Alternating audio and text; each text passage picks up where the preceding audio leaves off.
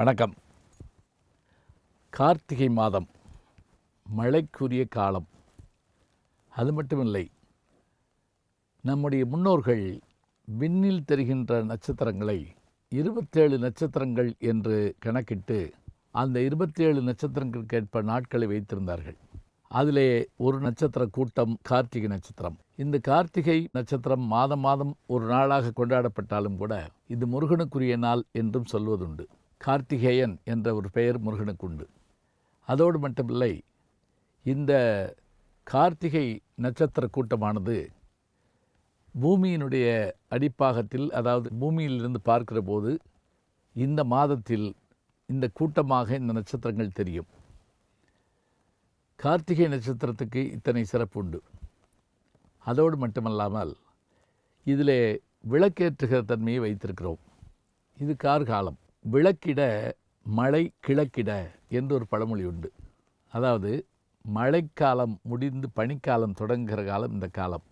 இந்த இருள் சூழ்ந்த காலங்களில் விளக்கேற்றி வைப்பது நம்முடைய வழக்கம். விளக்கு என்பது ஒளியை தருவது மட்டுமில்லை, இறைவனின் வடிவம் என்ற நம்பிக்கை உண்டு. எப்படி? இதற்கான கதை சொல்லுகிற போது எம்பெருமான் நெருப்பு வடிவில் காட்சி தருகிறார். சிவபெருமான் எதற்காக அப்படி காட்சி தருகிறார்? படைப்பு கடவுளான பிரம்மாவும் காக்கும் கடவுளான விஷ்ணுவும் ஒருமுறை தங்களுக்குள் ஒரு போட்டியை ஏற்படுத்தி கொண்டார்களாம்.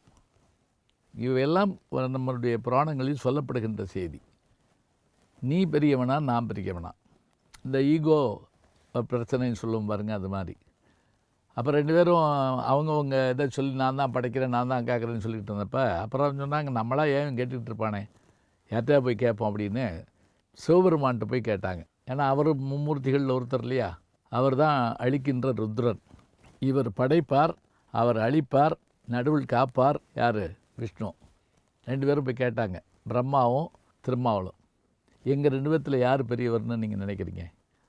உடனே அவர் சொன்னார், இது ரொம்ப கடுமையான கேள்வியாக இருக்குது, ஒன்று செய்யுங்க, இதுக்கு விடை கண்டுபிடிக்கிறாருந்தா என்னுடைய பாதத்தை ஒருவரும் என்னுடைய தலைமுடி உச்சி முடியை ஒருவருமாக சென்று பார்த்து வாருங்கள்.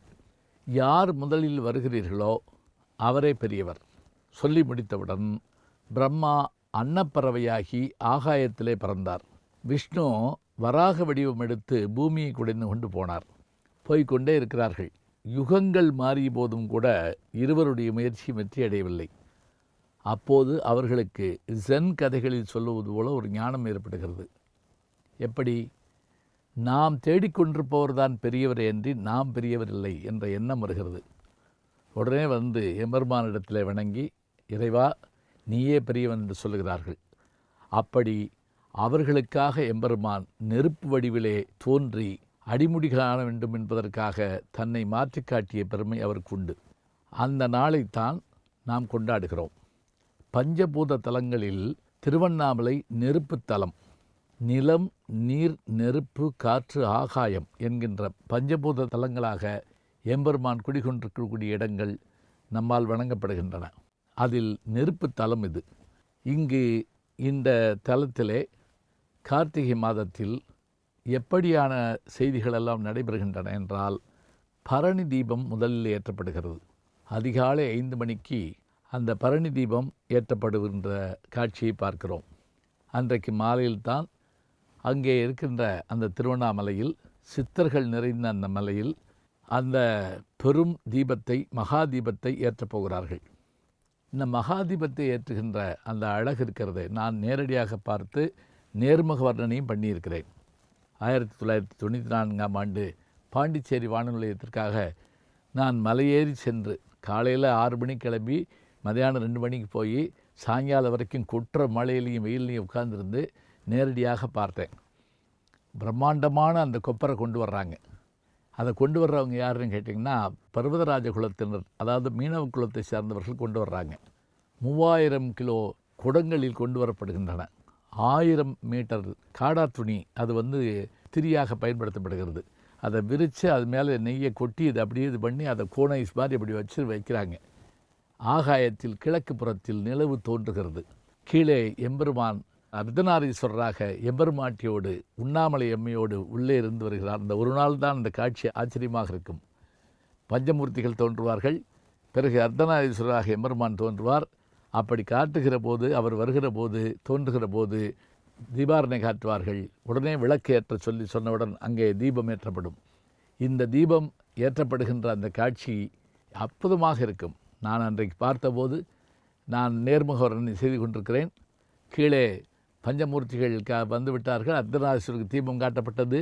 விளக்கு ஏற்றலாம் நான் சொல்லி முடித்த உடனே ஆகாயத்தில் நிலவு தோன்ற, மலையில் விளக்கு ஏற்ற, வீடுகள் தோறும் விளக்குகள், நட்சத்திரங்கள் தரையில் தோன்றியதைப் போல தோன்ற அந்த அற்புத காட்சியை நான் பார்த்து மகிழ்ந்தேன்.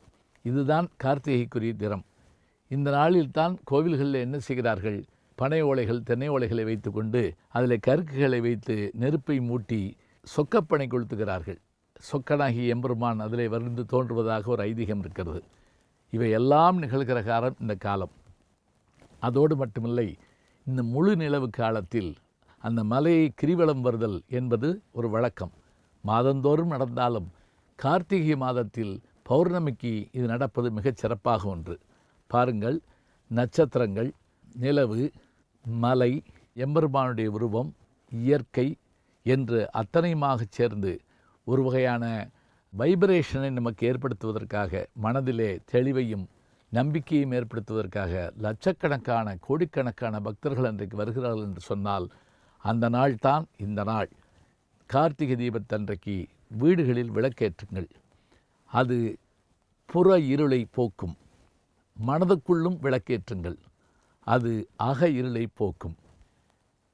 இல்லக விளக்கு என்று சொல்வது போல, தீபமங்கள ஜோதி நமோ நமோ என்று சொல்வதைப் போல, விளக்கு ஏற்றப்படுகிற போது இருள் அகலும், ஞானம் தோன்றுகிற போது அறியாமை அகலும்.